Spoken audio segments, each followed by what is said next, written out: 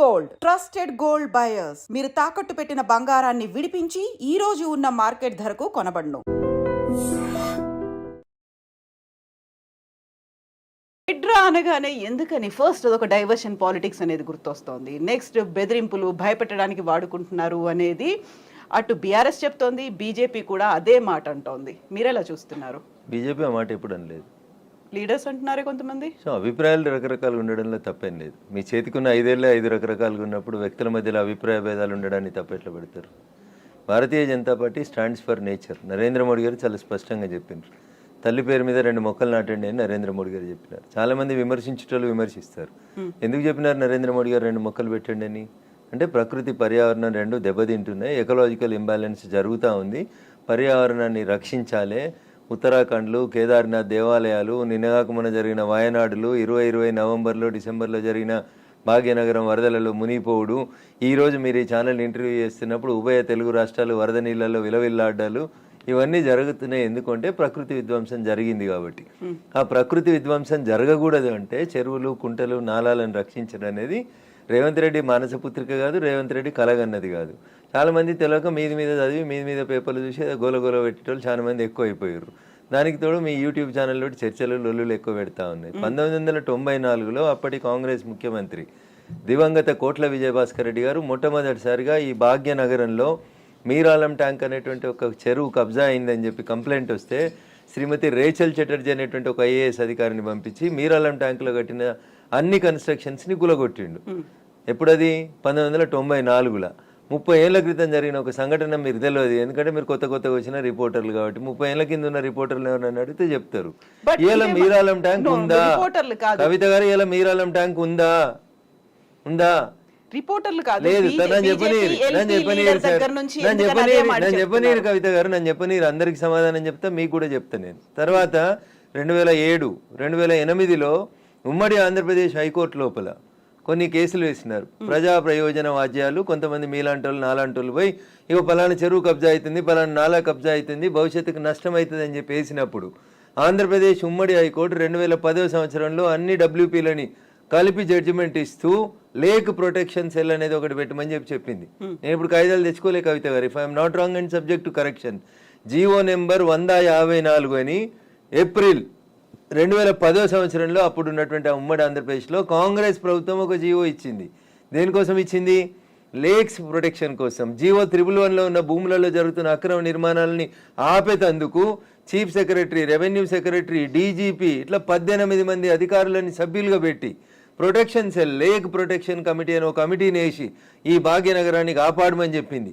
తర్వాత అదే హైకోర్టు, ఆంధ్రప్రదేశ్ హైకోర్టే చెప్పింది, ఉమ్మడి హైకోర్టు, భాగ్యనగరంలో 2252 చెరువులు, కుంటలు ఉన్నాయి, వాటికి బఫర్ జోన్ అంతా ఫిక్స్ చేయండి, వాటిని ఎవరు కబ్జా చేయకుండా ఉంచండి అని చెప్పి 2010లో చెప్పింది. That was the peak time of Telangana movement. ఆ జడ్జిమెంట్ ఎవరు పట్టించుకోలేదు. అందరూ జై తెలంగాణ అనుకుంటూ తిరిగినాం. కట్టేటోడు కట్టిండు, కూర్చేటోడు కూర్చిండు, అమ్మేటోడు అమ్మిండు, మధ్యలో చాలా మంది నష్టపోయిండ్రు. అది జరిగిన తర్వాత 2014లో బాగా చదువుకున్న ఆయన వచ్చి మున్సిపల్ అడ్మినిస్ట్రేషన్ మంత్రి అయ్యిండు, కేటీఆర్ అనేట ఆయన. ఏం చేసిరు? లేక్ ప్రొటెక్షన్ కోసం ప్రతి చెరువును సుందరీకరణ పేరిట ఆయన దోస్తుల కోసం, ఆయనకు నచ్చిన బిల్డర్ల కోసం, వాళ్ళ ఇంట్లో ఉండే రాజ్యసభ సభ్యుల కోసం, పోయేందుకు తొవ్వల కోసం ప్రతి చెరువుని నాశనం చేసి 10 ఏళ్లలో కాకతీయులు కట్టిన చెరువులకి మిషన్ కాకతీయ అని పేరు పెట్టినవని నాటకం పెట్టి భాగ్యనగరంలో ప్రతి చెరువుని, ప్రతి కుంటని పేరున్న అన్ని బిల్డర్లకి ఇచ్చి నాశనం చేసి 2020 నవంబర్ డిసెంబర్లో భాగ్యనగరంలో వరదలు వచ్చినాయి. నేను దుబ్బాక ఎమ్మెల్యే గెలిచిన ఒక నెల తర్వాత అప్పుడు ఏం చెప్పిండు కేసీఆర్? ప్రతి ఇంటికి 10,000 ఇస్తాం నష్టపోయినానికి అని చెప్పిండు. ఇచ్చిండు ఎలక్షన్ల కోసం చెప్పి. ఎందుకు మునిగింది ఆ రోజు భాగ్యనగరం? భాగ్యనగరం వెళ్ళే అవస్థలతో ఎందుకుంది? ఒక ఆయన వచ్చి విశ్వనగరం అంటాడు, ఇంకొక ఆయన వచ్చి 4వ నగరం అంటాడు, ఒక ఆయన వచ్చి సైబర్ నగరం అంటాడు. ఉన్న నగరాన్ని కాపాడు రవయ్య అని రఘునందన్ అంటున్నాడు. దీనికి ఎవరికి కష్టమైతే నాకేంది? రఘునందన్ చెప్పింది, హైకోర్టు ఎప్పుడో చెప్పింది అంటున్నా, 2010లో చెప్పింది. తర్వాత 2020లో కేటీఆర్ అనేట ఆయన మున్సిపల్ అడ్మినిస్ట్రేషన్ మినిస్టర్గా మళ్ళీ ఒక జీవో తీసుకొచ్చిండు. మళ్ళీ ఒక జీవో తీసుకొచ్చి ఏం చెప్పిండు?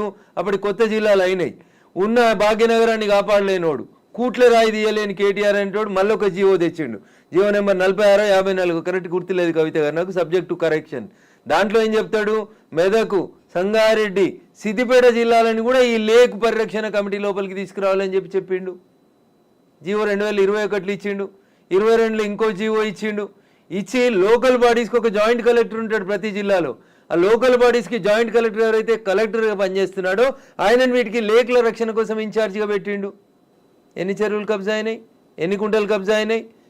సాక్షాత్తు రాష్ట్ర సర్వోన్నత న్యాయస్థానం హైకోర్టు చెప్పిన 2252 చెరువులు కుంటలు ఏడునే పోదాం పాండ్రి రాండి. మా జర్నలిస్ట్ మిత్రులు మరో మంచిగా చెరువుని దత్తత తీసుకోరి, కాపాడు చెరువుని. రఘునందన్ ఏదో మాట్లాడుతూ ఉన్నాడు, రఘునందన్ హైడ్రాకి సపోర్ట్ చేస్తూ ఉన్నాడు, బీజేపీ ఎల్పీ లీడర్ వద్దన్నాడు. చెరువులు కట్టమని చెప్పిండా మా ఎల్పీ లీడరు? మా ఎల్పీ లీడర్ చెప్పిండు కదా, ఆ ఫాతిమా కాలేజ్ సల్కం చెరువులో కట్టిందని కూలగొట్టమన్నాడు. దాని గురించి ఎందుకు మాట్లాడారు? ఎవరిని బెదిరించినాం?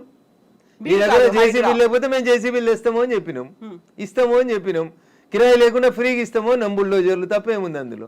మా ఎల్పీ లీడర్ గది మాట్లాడింది చూసిన నేను మాట్లాడిందని మా ఎల్పీ లీడర్ ఏడో కాంట్రాడిక్ట్ చేయలేదు. ఏం చేసిర్రు? కేవలం పెద్దల్ని కాపాడడానికి, పేదల కోసం ఫైట్ అనేది దీన్ని యాక్చువల్ గా ఎలా చూస్తున్నారు? పల్లం రాజు అంటే పేదోడా పెద్దోడా? పల్లం రాజు ఏ పార్టీలో ఉన్నాడు? నాగార్జున అనేటోడు పెద్దోడా చిన్నోడా? ఏం మాట్లాడతారు మీరు? మల్లారెడ్డి కాలేజీ కూలగొట్టద్దా? మీరు పొంతన లేని ప్రశ్నలు అడగొద్దు. ఎవడు పెద్దోడు ఎవడు పేదోడు? చెరువులో కట్టినోడు పెద్దోడు అయితేంది, పేదోడు అయితేంది. చట్టం ముందు అందరు సమానులని ముచ్చట చెప్తాం కదా మనం అందరం. మరి పెద్దోడు అయితేంది, పేదోడు అయితేంది? వాయనాడు ఎందుకు కొట్టుకుపోయింది? 4 రోజుల కింద ఎందుకు కొట్టుకుపోయింది? ఇదే ఎన్డీఆర్ఏలు, నేషనల్ డిజాస్టర్ రెస్పాన్సిబుల్ టీములు అన్నీ కూడా, నేషనల్ డిజాస్టర్ మేనేజ్మెంట్ టీములు కూడా అన్నీ ఏం చెప్పినాయి? అక్కడ తొలగించుర్రు ఆ కట్టడాల, చెరువులు కడ్డంగా, గుట్టలు కడ్డంగా, కొండలు కడ్డంగా కట్టినాయి అని చెప్పారు. తొలగించిరా? తొలగించలేదు. తొలగించకపోతే ఏమైంది? పార్లమెంట్ నడుస్తున్నప్పుడు లాస్ట్ మంత్లో చూస్తున్నాగా మనుషులు కొట్టుకుపోయారు కదా, ఊర్లు కొట్టుకుపోయినాయి కదా. మీరు ఎందుకు ప్రకృతిని విధ్వంసం చేస్తారు అంటున్నా. ఎవరిచ్చారు మీకు ఆ రైట్? ఒక సైన్స్ టీచర్ అడుగుతున్నా, పక్కకు పెట్టి రఘునందన్ ఎంపీ బీజేపీ మెదక్ పక్కన పెట్టి మాట్లాడుతున్నా. పర్యావరణ హితం కోరుకునే ఒక సైన్స్ టీచర్గా మాట్లాడుతూ ఉన్నా. నేను ఎకలాజికల్ ఇంబ్యాలెన్స్ జరగొద్దు అని చెప్తా ఉన్నా. ఎకలాజికల్ ఇంబ్యాలెన్స్ జరుగుతూనే ఈ వరదలు వస్తూ ఉన్నాయని చెప్తున్నా. వీళ్ళు ఎందుకు విలవిల్లాడుతుంది దేశమంతా? ఎందుకు విలవిల్లాడుతూ ఉంది? ఈ మాటని 1917లో ఒక రష్యన్ ఎడ్యుకేషనిస్ట్ చెప్తాడు, టిఆర్ మాల్తూస్. ఏమని చెప్తాడు? మనుషులు 2 into 2 4 అవుతారు, 4 into 4 16 అవుతారు, 16 into 16 326 ఇట్లా పెరుక్కుంటూ పోతా ఉన్నారు. కానీ మనిషి అవసరమైనటువంటి పంచభూతాలు గాలి, నీరు ఇవన్నీ పెరుగుతున్నాయి. అట్లా మీరు పెరిగినంత స్పీడ్గా పెరుగుతున్నాయా? పెరుగుతలేవు. కాబట్టి ఏ డే విల్ కమ్, భూమి తనకు బరువు ఎక్కువ అయిన రోజు, జనాభాని మనం నియంత్రించకపోతే తానే నియంత్రిస్తుంది అని చెప్పి 1917లో ఒక రష్యన్ ఎడ్యుకేషనిస్ట్ చెప్తే, 10th క్లాస్ బయాలజికల్ సైన్స్లో పాపులేషన్ ఎడ్యుకేషన్ అనే పాఠం పిల్లలకి చెప్పడాన్ని ఆచరిస్తామని ఒక స్టూడెంట్ అడిగితే, ఆచరిస్తా అని ఒక కూతురికే కన్ఫైన్ అయిన ఒక టీచర్గా అడుగుతున్నాడు. నేను ఇలా ఈ ప్రకృతిని విధ్వంసం చేసే హక్కు నీకెక్కడిది? ఎక్కడిది? అందుకనే వాల్కనోలు, అందుకనే సునామీలు, అందుకనే ల్యాండ్ స్లైడ్లు వస్తున్నాయి మన దేశంలో. You have to control. ఆ కంట్రోల్ ఎక్కడ తప్పింది? తక్కువ ధరకు వచ్చిందని చెరువులో. భాగ్యనగరంలో జనాభా పెరిగితే చెరువును కబ్జా చేస్తావా? కుంట జాగా తక్కువకి వచ్చిందని కొనుక్కుంటావా? కమిషనర్ని మేనేజ్ చేసి పర్మిషన్ తెచ్చుకుంటావా? ఐఎమ్ ఆస్కింగ్ దిస్ గవర్నమెంట్, ఎవరైతే కమిషనర్ పర్మిషన్ ఇచ్చిండో ముందు వాడిని రిమాండ్ చేయి. ఏ బ్యాంక్ అయితే లోన్ ఇచ్చిందో ముందు ఆ బ్యాంక్ మేనేజర్ని రిమాండ్ చేయి. ఇరిగేషన్ వాళ్ళు చూస్తూ కళ్ళు మూసుకొని కన్నుండి చూడలేని కబోదులైన ఇరిగేషన్ ఎస్సీలను రిమాండ్ చేయి. హైదరాబాద్ని కాపాడాల్సిన అవసరం లేదా? భాగ్యనగరం విశ్వనగరంగా విరాజిల్లొద్దా? విరాజిల్లాలనే వద్దా? నువ్వు కట్టినావా చెరువు? నువ్వు తోడినావా చెరువు? ఉన్న చెరువుని చంపే హక్కు నీకెక్కడిది? ఇట్లే మాట్లాడతాడు రఘునందన్. మీకు నచ్చితే మీ ఇష్టం, మీకు నచ్చకపోతే మీ కష్టం. దానికి నేనేం చేస్తా? ఆర్టికల్ 19 నన్ను మాట్లాడమని చెప్పింది, మాట్లాడతా. మీరు నేను మాట్లాడితే ఆ పక్కన ఉన్నాయి, నేను మాట్లాడితే నాకేం? ఎగ్జాక్ట్లీ ఇవన్నీ ఉన్నాయి. కాకపోతే పెద్దోడా? కోర్టు కేసులు అనేవి భారతదేశ సర్వోన్నత న్యాయస్థానం చెప్పింది, సుప్రీంకోర్టు చెరువులు, కుంటలు, నాలాలు ఎవడు కబ్జా చేసినా నిర్దాక్షిణ్యంగా గులగొట్టమని చెప్పింది. ఈ దేశంలో సుప్రీంకోర్టు కంటే పెద్ద కోర్టు ఏంది? ఏం కోర్టు ఉంది అంటున్నా? ఎవరు పడితే వాళ్ళు స్టే ఎట్లా ఇస్తారు? ఎవరు ఇచ్చారు మీకు అధికారం? సుప్రీంకోర్టు చెప్పింది వినాలని హైకోర్టులకు లేదా? ఏం వినాలే? మొన్న పోయారు కదా హైకోర్టుకు అనురాగ్ యూనివర్సిటీ వాళ్ళు. ఆయన కాయిదాలు చూసి వారం రోజులు టైం ఇచ్చి తహసీల్దార్ను ఒకవేళ ఎఫ్టీఎల్ ఉంటే తీసేయమని చెప్పిండ్రు. దానికి విద్యార్థులను అడ్డం పెట్టుకొని ఒక ఆయన, వెంచర్ను అడ్డం పెట్టుకొని ఇంకొక ఆయన, రాజకీయ నాయకులను అడ్డం పెట్టుకొని ఇంకొక ఆయన, ముఖ్యమంత్రి అన్నున్నాడని ఇంకొక ఆయన. ముఖ్యమంత్రి అన్నున్న కాలనీ అది దుర్గం చెరువు లేఅవుట్ కాదా? అది ఎట్లా లేఅవుట్ చేసిర్రు? అప్పుడు పర్మిషన్ ఇచ్చిన జిహెచ్ఎంసీ కమిషనర్ని తెచ్చి ప్రాసిక్యూట్ చేయాలి కదా. దుర్గం చెరువు ఎన్ని ఎకరాలు ఉండాలి? వీళ్ళు ఎన్ని ఎకరాలు ఉంది? ఒక కొత్త చెరువు కట్టే సూరత్ లేదు, కానీ ఉన్న చెరువులు మింగి రేపు భవిష్యత్ తరాల పిల్లలకి ఏమిద్దాం అనుకుంటారు మీరు? ఏమిస్తారు? బంజారా హిల్స్లో, జూబ్లీ హిల్స్లో కొండల్ని కంకర మిషన్లు పెట్టి పిండి చేస్తూ ఉన్నారు దుర్మార్గులైన రాజకీయ నాయకులు. ఆపున్నా పర్మిషన్స్ అని రేవంత్ రెడ్డి గారు ఎందుకు ఆపవు? నీ పార్టీలో చేరింది ఎందుకు ఆయన? ఎందుకు ఆ కొండలు ఎందుకు కొడుతుర్రు? ఆపుర్రా కొండలన్నింటిని కొట్టే వాటిని. ఇది ఇప్పటికిప్పుడు జరుగుతున్న విషయం కాదు, ఏళ్ల తరబడి రాత్రికి రాత్రి జరిగింది కూడా కాదు. ఎవరో ఒకరు మొదలు పెట్టాలా వద్దా? ఎందుకు జరగలేదు? ఎవరో ఒకరు, అరే ఇంతకాలం నువ్వు గడ్డి తిన్నావు, ఇలానే అన్నం తింటున్నావు, it is wrong in it. మీరు గడ్డి తిన్నారు కాబట్టి నేను గడ్డి తినాలా? నాకంటే ప్రభుత్వం ముందు తప్పు చేసింది కాబట్టి నేను తప్పు చేయాలా? Once again I'm telling I'm not supporting Revanth Reddy. ఊరు బాగుండాలా వద్దా? పిల్లలు మీ కళ్ళ ముంగట వాయినాల్లో కొట్టుకుపోయినట్టు బురదలలో కొట్టుకుపోవాలని కోరుకుంటురా? నేను కోరుకుంటలేను. నా భాగ్యనగరం బాగుండాలని కోరుకుంటున్నా. ప్రపంచానికి హైదరాబాద్ ఒక కీర్తి ప్రతిష్టలు ఇచ్చిన నగరం, 400 సార్లుగా చరిత్ర ఉంది దీనికి. ఇంత మాట్లాడతారు. అసలు భాగ్యనగరాన్ని బాగమతి నది ఒడ్డున కట్టినప్పుడు ఎందుకు కట్టిర్రు? అప్పుడు ఏమైనా వరదలు రాలేదా? మూసీకి వరదలు రాలేదా? అప్పుడు ఏం తెలుసా హైదరాబాద్ చరిత్ర వీళ్ళకి మాట్లాడేటోళ్ళకి? ఈ ముఖ్యమంత్రి వచ్చి మూసీ ప్రక్షాళన అంటాడు, ఆ ముఖ్యమంత్రి వచ్చి కాళేశ్వరం అంటాడు, ఈయన 1,00,000 కోట్లు అంటాడు, ఆయన 1,00,000 కోట్లు అంటాడు. నేను వాళ్ళ కమిషన్ల కోసం మాట్లాడతలేను. నేను మల్లారెడ్డి గారు కడితే గులగొట్టుర్రి, పల్లారాజేశ్వరరెడ్డి గారు కడితే గులగొట్టుర్రి, నాగార్జున గారు గులగొడితే నేను కదా అందరికంటే ముందు మాట్లాడింది. కోర్టు స్టే ఇచ్చిందంటే ఎట్లా ఇస్తుంది కోర్టు అని అడిగిన. బరాబర్ అడుగుతా నేను. పొద్దున 6 గంటలకు కూలగొట్టుడు మొదలు పెడితే మధ్యాహ్నం లంచ్ మోషన్ అయింది, 3 గంటలకు స్టే అయింది. అది స్టే అని మీడియా మిత్రులు తప్పు రిప్రజెంట్ చేసిరు. స్టేటస్కో ఇచ్చింది, అది కూడా కరెక్ట్ కాదంటే నేను జడ్జి గారి ముందు కూడా ఇట్లే వాదిస్తా. నేను కూలగొట్టాలి అంటున్నా. 2014లో చెప్పింది అంటున్నా ఆంధ్రప్రదేశ్ ఉమ్మడి హైకోర్టు. ఏమని? ఎన్ కన్వెన్షన్ సర్వే చేయమని చెప్పింది హైకోర్టు. సర్వే చేసి హెచ్ఎండిఏ 2016లో రిపోర్ట్ ఇచ్చింది, అందులో 3.5 ఎకరాల FTL బఫర్ జోన్ ఉందని. 2016 నుంచి ఇలా ఎందుకు కులగొట్టలేదు అంటున్నా. కోర్టు ఉత్తర్వులను ఎందుకు ఉల్లంఘించారు? ఏం జరిగింది అనుకుంటున్నారు మీరు? ఏం జరుగుతుంది? వాళ్ళ కోడలు బ్రాండ్ అంబాసిడర్ అయింది చేనేతకి. ఆమెకి చేనేత తెలియదు, చీర తెలియదు. ఆమె తెచ్చి బ్రాండ్ అంబాసిడర్ చేసారు. ఆ సంబంధాలు ఏం సంబంధాలు వాళ్ళు చెప్పాలి, అప్పుడున్న వాళ్ళు చెప్పాలి. నాకేం తెలుస్తుంది?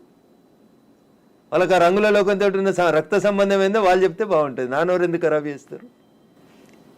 రంగుల లోకంతో రక్త సంబంధం అలా అనుకుంటే కేవలం ఎన్ కన్వెన్షన్ నాగార్జున దాని మీదే ఉంటుందా? ఇప్పటికి 14 స్టూడియో మీద లొల్లిపెట్టింది రఘునందన్. ఇదే హరీష్ అని 6 అడుగులు ఉన్నాడు మాట్లాడిండు. మళ్ళీ పర్మిషన్ ఎట్లా ఇచ్చారు ప్రభుత్వం రాగానే? లాంకో హిల్స్ వక్ఫ్ భూమిలో ఉన్నారు. 10 ఏళ్ళు అధికారంలో ఉన్నాడు కేసీఆర్ అంటే. ఆయన ఒక రోజైనా మాట్లాడండి ఆ వక్ఫ్ భూముల గురించి? లగడపాటి కడుతుండని చెప్పి లాంకో హిల్స్ అంతా వక్ఫ్ భూములు దున్నుతాం, పలుకొడతాం, ఇరుగొడతాం అన్నారు. పర్మిషన్ ఎవరు ఇచ్చారో తెలుసా కవిత గారు? పద్మాలయ స్టూడియోలో అపార్ట్మెంట్లు కట్టుకోవడానికి పర్మిషన్ ఇచ్చింది ఇదే గౌరవనీయులు కేసీఆర్ గారు, కేటీఆర్ గారు, హరీష్ రావు గారు. ఆ రక్త సంబంధం ఏందో అడుగుండ్రు. జర్రంత అవతలకి పోతే ఎంఆర్ ప్రాపర్టీస్ అని ఒకటి ఉంటాయి.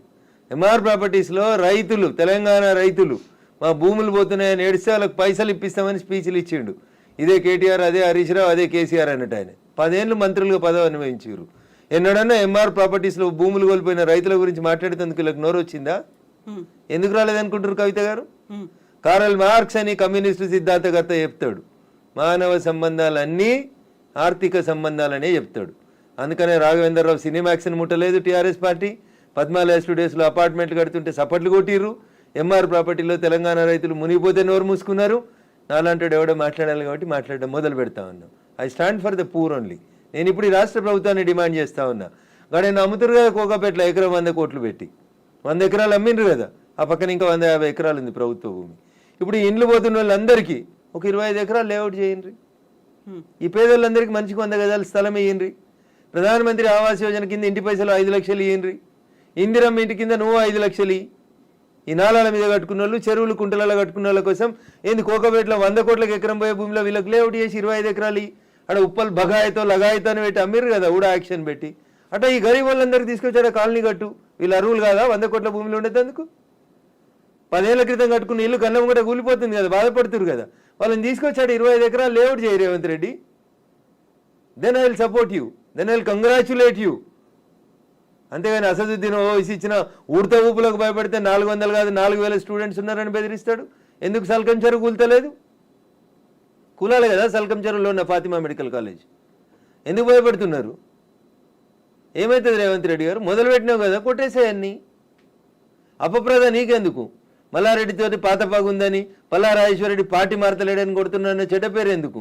ముందు అసదుద్దీన్ ఓవైసీ తోటి మొదలుపెట్టు. సో మధ్యలో విద్యా సంవత్సరం అక్కడ ఆల్టర్నేట్ అనేది దసరా సెలవులు వస్తాయి కదా, ఇమ్మీడియట్ గా ఆల్టర్నేట్ ఇంకో ఎందుకు దొరకదు? కాలేజ్ లో ఎందుకు దొరకదు? అకామిడేట్ చేయడానికి ఎందుకు దొరకదు అంటున్నా. ఒక్క రోజులో కట్టేస్తారు. ఇప్పుడు అంతా కిర్బీ షీట్లు అనే స్ట్రక్చర్లు వచ్చినాయి కదా, టెంపరీ స్ట్రక్చర్లు. 20 మొత్తం రింగ్ రోడ్ పక్కన అన్ని బిల్డింగ్లు ఖాళీగా ఉన్నాయి, తీసుకొని కట్టుకోమని. ఇన్ని రోజులు అనుభవించారు కదా చెరువులో కట్టుకొని. దానికి రెంట్ కట్టురు ప్రభుత్వానికి. ఫీట్ కింద వసూలు చేయాలి రేవంత్ రెడ్డి గారు ప్రభుత్వం. ఇవాళ నిజంగా ఎవరైనా పేదలకు నష్టం జరుగుతుంది చెరువులలో తెలిసి తెలియక అమాయకంగా ప్రభుత్వం లేఅవుట్కి పర్మిషన్ ఇస్తే కట్టుకున్న వాళ్ళు ఉన్నారు, వాళ్ళందరినీ తీసుకొచ్చి కోకపేటలో పెట్టండి అంటున్నా. ఏంది ప్రాబ్లం ఏంది మీకు? గరీబులు అక్కడ ఇల్లు కట్టుకోదా కోకపేటలో? కట్టుకొని 100 గజాలు, 100 కాకపోతే 150 గజాలు, ఇంకా 150 ఎకరాలు ఉంది కదా ఆడ. నిజంగా నీకు హైదరాబాద్ శుద్ధి చేయడమే నీ లక్ష్యం అయితే రేవంత్ రెడ్డి గారు, కోకపేటలో ఉన్న 150 ఎకరాలలో ఎన్ని ఇళ్ళు పోతున్నాయో ఐడెంటిఫై చేయి, అందరికీ మంచికి 100 గజాలకు పట్టాలి, అప్పుడు ప్రజల్ని నర్శిస్తారు. ఇప్పుడు జీవో 111 కాదు, అంతకుముందు వాల్టా యాక్ట్లు ఇవన్నీ కూడా వచ్చాయి మన వాటర్ బాడీస్ ని ప్రొటెక్ట్ చేసుకో. నాకంటే ముందున్న వాళ్ళు ప్రతి ఒక్కరు తప్పు చేసిండని ఇప్పుడు నన్ను తప్పు ఏమని అడిగే అధికారం మీకు? అంటే ముందు నుంచి ఎందుకని ఫోకస్ పెట్టలేకపోయారు? ప్రెషర్స్ ఏమున్నాయి? ఎవరికి భయపడ్డారని మీరు? రాజకీయ నాయకులకి, రియాల్టర్లకి, వాళ్ళు ఇచ్చే పైసలకి. ఇంతకంటే ఎక్కువ ఏముంటుంది తల్లి? కట్టే కొట్టే తెచ్చిమంటే ఇంతే. రాజకీయ నాయకులకి ఎవరో ఫైనాన్స్ చేసేటోళ్ళు, ఫండ్ ఇచ్చేటోళ్ళు, ఎవరో ఒక బిల్డర్ ఉండి అన్న నేను ఈ చెరువు పక్కన జరంత మట్టి వచ్చి అమ్ముకుంటా అంటే అమ్ముకోమంటాడు, చూసి చూడనట్టు పొమ్మంటాడు, అయిపోతుంది. అది 1 పోయి 2 అవుతుంది, 2 పోయి 3 అవుతుంది. అట్లా వాడు పోసిండని వీడు పోసి, వీడు పోసిండని ఇంకోటి పోసి. సో ఇప్పుడు మనకి వానలు, వరదలు, ఇవి మునిగిపోవడాలు ఇలాంటివన్నీ ప్రతిసారి వచ్చినట్టే. ఇదంతా ఎకలాజికల్ ఇంబ్యాలెన్స్. ఎగ్జాక్ట్లీ, ఇదంతా ఎకలాజికల్ ఇంబ్యాలెన్స్. ప్రకృతిని కాపాడండి, పర్యావరణాన్ని ప్రేమించండి. లేకపోతే ఇప్పుడు మంచినీళ్ళు తాగమంటే బాటిల్ పెట్టినట్టు రేపు ఆక్సిజన్ సిలిండర్లు జబ్బ మీద వేసుకొని మీ మన్మరాలు తిరగాల్సిన దుస్థితికి పోతారు మీరు. ఆ పరిస్థితి రాకుండా కాపాడండి అంటున్నా. ఎగ్జాక్ట్లీ. సో కోర్టు నోటీసులు, స్టేలు, ఆ తర్వాత స్టేటస్ కో మెయింటెనెన్స్లు ఇవన్నీ కూడా అంటే ప్రతిదీ ఏది టచ్ చేద్దామన్నా మళ్ళీ కోర్టుతో లింక్ అయి ఉంది కాబట్టి ఇది కూడా ఎక్కువ కాలం నిలవదేమో హైడ్రా అనేది కూడా వినిపిస్తుంది. యాజ్ అడ్వకేట్ మీరేం చెప్తారు అసలు? సో నేనేమంటున్నా, శుభం గోర్ర పెళ్లి కొడుకు అంటే ఏదో అన్నాడంటే అట్లున్నది మా కవిత ఆలోచన. ఎందుకు కోర్టు ముందు నుంచి అనేది అదే కదా. కవిత ఆలోచన దగ్గరికి వెళ్ళింది అనగానే కోర్టు స్టే కోర్టు పరిధిలో మాట్లాడము అనే మాటలు ఎవరు? నేను మాట్లాడుతూనే ఉన్నా కదా రోజు. నో, మీరనట్లేదు. ఆక్యుపై చేసుకున్న వాళ్ళ దగ్గర నుంచి వచ్చే సమాధానం అదే, కోర్టు పరిధిలో ఉంది కాబట్టి. తప్పించుకునే ప్రయత్నం తప్ప ఏముంటది? దొంగకు తేలుగుడితే ఏం చేస్తాడు? తేలుగుట్టిందని చెప్తాడా? అప్పటికి నోరు మూసుకొని పోతాడు. గట్లే ఉంటుంది. ఏం స్టే ఉంది? స్టే ఉంది అని ట్వీట్ చేసి ఏడ స్టే ఉంది? ఏ కోర్టులో స్టే ఉంది? ఏంది స్టే? స్టేలు సంవత్సరాలు ఉండొద్దని ఇదే సుప్రీంకోర్టు చెప్పింది అంటున్నా. మా గౌరవ న్యాయమూర్తులు అట్లా సంవత్సరాలు స్టే ఇయ్యరు. స్టే ఈజ్ టెంపరరీ అంతే. 15 రోజులు, నెల, 2 నెలలు, 3 నెలలు అంతే. స్టే ఏంది? 2014లో ఎన్కన్వెన్షన్ సర్వే చేయమని 2024 దాకా స్టే ఇచ్చిరా? ఏ కోర్టు ఇచ్చిందో చూపెట్టురు నాకు. మీ అంత చదువుకోకపోవచ్చు కానీ నాకు స్టే అంటే ఏందో అర్థం తెలుసు. జర చూపెట్టుర్రి. హైడ్రాకి విధి విధానాలు లేవు, సరిగా ఏది ఫామ్ చేయకుండానే ముందుకెళ్ళిపోతున్నారు. బుల్డోజర్ సర్కార్ని తీసుకొస్తోంది హైడ్రా పేరుతో అనే వాదనని ఎట్లా చూస్తారు మీరు? మీకు వచ్చిన కడుపు నొప్పింది. మీరు ఫేర్గా ఉన్నారు కదా, మీరు నీతిగా ఉన్నారు కదా, మీరు పర్యావరణం బాగుండాలని కోరుకుంటారు కదా, ఈ భాగ్యనగరం బాగుండాలని కోరుకుంటారు కదా. In what way you are agreed by it? మీకు వచ్చే నష్టమైంది అంటున్నా. ప్రజల చేత, ప్రజల కొరకు ప్రజలు ఎన్నుకున్నటువంటి ప్రభుత్వాలు తీసుకునే నిర్ణయాలని ఏం చేస్తారు మీరు? కోర్టు ఎందుకు అడ్డుకుంటుంది? కోర్టుకుండే అధికారాలు ఏంటి? ఎంతవరకు అడ్డుకోవాలో అంతవరకే అడ్డుకుంటుంది. నేను చెప్తున్నా కదా, ఈ దేశ సర్వోన్నత న్యాయస్థానం సుప్రీంకోర్టు చెప్పింది కూలగొట్టమని. సుప్రీంకోర్టుకు భిన్నంగా లోకల్గా ఉండేటువంటి జడ్జిలు అట్లా ఇస్తారా జడ్జిమెంట్లు? నాకు తెలిసినంత వరకు అయితే ఎవరు కవిత గారు. సో ఇప్పుడు హైడ్రాని సడన్ గా తెర మీదకి తీసుకొచ్చింది. 1994 రావడం, ఒక హైడ్రాని తీసుకొని రావడం అనేది భయపెట్టడానికో, బెదిరించడానికో, లేకుంటే రుణమాఫీ 6 గ్యారంటీ స్కీములు అడుగుతున్నారు కాబట్టి డైవర్షన్ పాలిటిక్స్ అనే వాళ్ళకి ఏం చెప్తారు మీరు? నేనంటున్నా, రుణమాఫీ చేయాల్సిందే, ఇచ్చిన 6 హామీలను అమలు చేయాల్సిందే. రైతులకు చెప్పినటువంటి రుణమాఫీ, యువతకు చెప్పిన డిక్లరేషన్, మహిళలకు ఇచ్చినటువంటి మహిళా డిక్లరేషన్ అన్నీ చేయాల్సిందే. అవి చేసి ఇది వదిలేద్దామా? అవి చేయాల్సిందే, ఇవి చేయాల్సిందే. ఇది చేయమని చెప్పురు, అది చేయమని లొల్లి పెడతాం. మేము లొల్లి పెడుతూనే ఉన్నాం కదా. బీజేపీ ప్రశ్నిస్తున్న, బీజేపీ పేరిట ప్రశ్నిస్తున్న తెలంగాణ పేరిట మేమంతా నడుపుతూనే ఉన్నాం కదా. రైతన్నల రుణమాఫీ కోసం మాట్లాడితే హైడ్రా గురించి మాట్లాడొద్దా? బట్ అది డైవర్షన్ కోసమే చేస్తున్నారు అనే మాట. So I don't have any comment on this particular issue. నేనేమంటున్నా, నేను రుణమాఫీ కాలేదు, రైతులతో చేయించేది రైతులతో చేపిర్రి, హైడ్రాకి దానికి ఏం సంబంధం అంటున్నా. ఎందుకు రాస్తున్నాయి పేపర్లు హైడ్రా గురించి అంత గొప్పగా? వదిలేసారు, ఆయన పని ఆయన చేసుకుంటూ పోతాడు, మీ పని మీరు చేసుకోరు. రుణమాఫీ గురించి మీరు రాయమంటే రాస్తారా? రాయరు కదా. రైతులు మాట్లాడితే మన పేపర్లలో హెడ్ లైన్స్ రావు కదా. ఏమవుతాయి మనకి? హైడ్రా మా కేటీఆర్ అంటాడు, ఆయన అమెరికాలో అంటాడు. అది ఫుల్ హాఫ్ పేజీలు వస్తుంది, పెద్ద పేజీలలో వస్తుంటుంది. ఫస్ట్ పేజీలలో 119 ఎమ్మెల్యేలలో ఆయన యువరాజు అయినట్టు ఆయన మాట్లాడితే పైన ఒక బాక్స్ కట్టి రాస్తారు మీరు. ఆయన కట్టిన జన్వాడ ఫామ్ హౌస్ నాది కాదని స్టేట్మెంట్ మారుస్తాడు. ఒక్క మీడియానైనా రాసిందా? రేవంత్ రెడ్డి అన్నట్టు ఆయన అరెస్ట్ చేసిన రోజు ఈ ఫామ్ హౌస్ నాది, ఇగో దాని మీద డ్రోన్ ఎగిరేసినావు, ఇగో క్రైమ్ నెంబర్ ఇంత, నార్సింగ్ పోలీస్ స్టేషన్ అని తీసుకొచ్చి ఒక్కరైనా రాసిరా మా జర్నలిస్ట్ మిత్రులు? ఇవాళ అది నోరా మోరా ఇది నాది కాదు నా దోస్తుంది అని చెప్తే ఎందుకు రాయారు? ఆ రోజు స్టేట్మెంట్ ఈ రోజు స్టేట్మెంట్ రెండు పక్క పక్కన పెట్టి ఎందుకు చూపాయించారు? ఎలక్ట్రానిక్ మీడియాలో ఎందుకు చూపెట్టారు? ఎందుకు చూపెట్టరు అంటున్నా. ఎవరా దోస్తు? ఎందుకు నీకు లీజుకి ఇచ్చిండు? ఆయనకు నీకున్న వ్యాపార సంబంధాలు ఏంది? గది కదా మీరు బయట పెట్టాల్సింది. మునిపోయిన కంపెనీకి వారసుడు కదా ఆయన, నీకు జాగిచ్చిన ఆయన, లీజ్ ఇచ్చిన ఆయన. 8,000 కోట్లు ఎగ్గొట్టిర్రాళ్ళు ఈ దేశంలో. అది మాట్లాడుకుందాం అట్లా. ఇవి మాట్లాడితే మంచిగా ఉంటాయి కదా కవిత గారు. ఆయన ఏదో డింగ్ డింగ్ అని ఎగురుకుంటూ పోయి జొన్నవాడ ఫామ్ హౌస్ ఆ రోజు ఎందుకు చేసినావు? డ్రోన్లు ఎగురుతలేవా? తెలంగాణలో డ్రోన్ ఏడా ఎగురుతలేదా? డ్రోన్ ఎగిరేస్తే తప్ప ప్రతి పెళ్లిలో డ్రోన్ ఎగురుతుంది, ప్రతి బరాతులో డ్రోన్ ఎగురుతుంది, ప్రతి శ్రీరామనవమికి డ్రోన్ ఎగురుతుంది, ప్రతి వినాయక చవితికి. ప్రైవేట్ ప్రాపర్టీ మీద ఎగరడం అనేది నీది కాదు కదా ప్రాపర్టీ. నువ్వెందుకు కంప్లైంట్ ఇచ్చినావు? నీకెందుకు కడుపున వచ్చింది? జొన్నవాడ ఫామ్ హౌస్ నీది కాదు కదా, నీది వస్తుంది కదా. ఒక ఎంపీ పార్లమెంట్ నడుస్తుంటే ఢిల్లీకి వెళ్ళి హైదరాబాద్కి వస్తే ఎయిర్పోర్ట్కి వెళ్ళి పట్టుకొచ్చి రిమాండ్ చేసారు కదా నర్సింగ్ పోలీసు వాళ్ళు. అప్పుడు ఎందుకు చేసినావు? నీది కాని ఫామ్ హౌస్లో, నీ దోస్తు ఫామ్ హౌస్లో ఎవరు నీ దోస్తు పేరు చెప్పు, ఆయనకు ఆస్తి ఎక్కడిదో చెప్పు, ఏ కంపెనీ పెట్టి షేర్లు ముంచిరో చెప్పు, ఏ కంపెనీ పెట్టి వాళ్ళు నాయన జైలుకు పోయిండో చెప్పు, గవి చెప్పు కదా. వాస్తవాలు జనాలకి తెలియకుండా చేస్తారు కాబట్టి నాలంటోడు మాట్లాడాల్సి వస్తుంది. హైడ్రామా అన్నారు. ఎవరు చేస్తున్నారు హైడ్రామా? అన్నోడు చేస్తున్నాడు అంతే. ఎవడు అన్నోడు? ఎవడు అన్నోడు? పేరు చెప్తా చెప్తావా? వాని చరిత్ర ఏందో చెప్పిపోతే మీరన్నారు ఇప్పుడు హైడ్రామా చేస్తున్నారని. నేను చెప్పలేదు, ఆ పొరపాటున కూడా అనలే. హైడ్రా వాళ్ళ పనులు చేసుకుంటూ పోనీరు అంటున్నా. సల్కం చెరువును గులగొట్టిన రోజు రంగనాథ్ సంగతి అడుగుతాను నేను, రేవంత్ రెడ్డి సంగతి కూడా అడుగుతా. మొదలు పెట్టగానే అడ్డమైంది కాలాల కట్టే పెడతారు అంటున్నా. మల్లారెడ్డి కాలేజీని గులగొట్టకపోతే అడుగుతా నేను. స్టే ఇస్తే కోర్టుకు ఆర్గ్యూ చేస్తా, స్టే వేకెట్ చేయమని ఆర్గ్యూ చేస్తా. తప్పేముంది అందులో? నీతిగా ఉన్నా నిజాయితీగా ఉన్నా కాబట్టి నిజాయితీ వైపే ఉన్నా, ధర్మం వైపే ఉన్నా, మా పార్టీ గట్టే ఉండమన్నది. గిట్లే మాట్లాడితే గడిదిక్కే ఉంటా. పేదవాళ్ళకు నష్టం అవుతుంది. రేవంత్ రెడ్డి దగ్గరికి పోతాం, లొల్లి చేస్తాం, కూలిపోతున్న వాళ్ళ కోసం అక్కడ లేఅవుట్ 25 ఎకరాలు చేయమని అంటుతాం. అది ధర్మం. అది కడుపు కాలినందుకు నిలబడతా ఖచ్చితంగా. So Raghunandan Rao advocate and రాజకీయ నాయకుడు ఇప్పుడు ఒకవేళ ఏదైనా మాట్లాడాలి అంటే ఊరికే అలా ఆరోపణ చేయకుండా ఆధారాలతో సహా చూపిస్తాడు అనేది. జన్వాడ ఫామ్ హౌస్ కి సంబంధించి మీ దగ్గర అన్ని ఆధారాలు ఉన్నాయా? నేను ఎప్పుడు దాని మీద ఇన్వెస్టిగేషన్ చేయలేదు. నేను ఎందుకని? నేను వ్యక్తిగత జీవితాల్లోకి ఎవరి జీవితాల్లోకి పోవాలనుకోలేదు. సరే అప్పుడు రేవంత్ రెడ్డి పోయినాడు, ఆయన దగ్గర ఆధారం ఉంటేనే పోయిండని నేను అనుకుంటున్నా. అది వాళ్ళిద్దరికి సంబంధించిన వ్యక్తిగతమైన పంచాయతీగా చేసుకున్నారు వాళ్ళు. Let it be decided. నేను ఇవాళ అడుగుతుంది ఏంటంటే మీకు, జన్వాడ ఫామ్ హౌస్ నాది, నా వ్యక్తిగత జీవితానికి భంగం వాటిల్లింది, మా ఫామ్ హౌస్ మీదకి వచ్చి డ్రోన్ కెమెరా ఎట్లా ఎగిరేస్తారు, ఇవి రఘునందన్ మాట్లాడలే. ఆ రోజున యువరాజు కేటీఆర్ మాట్లాడిండు. మా ప్రైవేట్ ఆస్తులకు వచ్చి డ్రోన్ కెమెరాలు ఎగిరితే కేసు పెట్టమా అని మాట్లాడిండు. ఇవాళ ఆ ఫామ్ హౌస్ నాది కాదు అని చెప్పడానికి అది నోరా మోరా అని అడుగుతున్న దానికి సమాధానం చెప్పు. ఏం పెట్టి కడిగిరు? ఫినాయిల్ పెట్టి కడిగిరా? 3 ఏళ్ల కింద రేవంత్ రెడ్డిని డిమాండ్ చేసిన రోజు నీ ఫామ్ హౌస్ ఎట్లయింది? ఇవాళ అది నిబంధనలకు వ్యతిరేకంగా పెట్టిరని గవర్నమెంట్ ఇన్వెస్టిగేషన్ చేస్తే అది నాది కాదు మా దోస్తుది. ఇంత దారుణమైన అబద్ధాలు ఆడితే ఎట్లా? నేను అడిగిన దాంట్లో ఏమైనా తప్పుంటే చెప్పురు కవిత గారు. మీకు డౌట్ ఉంటే నేను ఆ రోజు కేటీఆర్ మాట్లాడిన మాట, ఈ రోజు కేటీఆర్ మాట్లాడిన మాటలు 2 పంపిస్తా. ఈ ఇంటర్వ్యూ మధ్యలో ఆపి అది ప్లే చేయండి, తెలుస్తుంది మీకు. జనాలకు వాస్తవాలు చెప్పుమర్రి. ఎస్. ఇప్పుడు పేదలకి సంబంధించి కూడా వాళ్ళు 30-40 ఏళ్లుగా వాళ్ళు ఆ ప్రాంతంలో ఆశ్రయం పొందుతున్నారు అనుకున్నప్పుడు వాటిని కూడా కూల్చేస్తున్నారు. Not only in Hyderabad, Mahabubnagar కూడా వెళ్ళారు అని బీఆర్ఎస్ లీడర్స్ చూపిస్తున్నారు. ఎవరికైతే ఓటేసి గెలిపించుకున్నారో వాళ్ళు ఇప్పుడు వీళ్ళని పేదలు నిరాశ్రయులు చేస్తున్నారు అనేది. కవిత గారు దీన్ని 2 పార్శ్వాలుగా చూడండి దయచేసి. హైడ్రా చేస్తున్న పనిని అభినందించుర్రి. చెరువులు, కుంటలు, నాలాలలో కట్టినవి తొలగించుండ్రి. ఒకవేళ అందులో నిజంగా గరీబోడు ఉంటే, ఎంక్రోచ్మెంట్స్ లేవు, పేదోడు బలైండు, అక్కడ ఒక మున్సిపల్ లేఅవుట్ అయింది, ఆ లేఅవుట్ ప్రకారం వాళ్ళు కొనుక్కున్నారు అని అంటే ప్రభుత్వం వాళ్ళకి ప్రత్యామ్నాయ ఏర్పాట్లు చేయాల్సిందే. It is an undisputed issue. మళ్ళీ చెప్తున్నా నేను, 2 రోజుల తర్వాత నేను అదే చెప్తా ఉన్నా మీకు. ఉప్పల్ బగాయితో లగాయితో, నాకు పేరు I'm not remembering or recollecting it proper.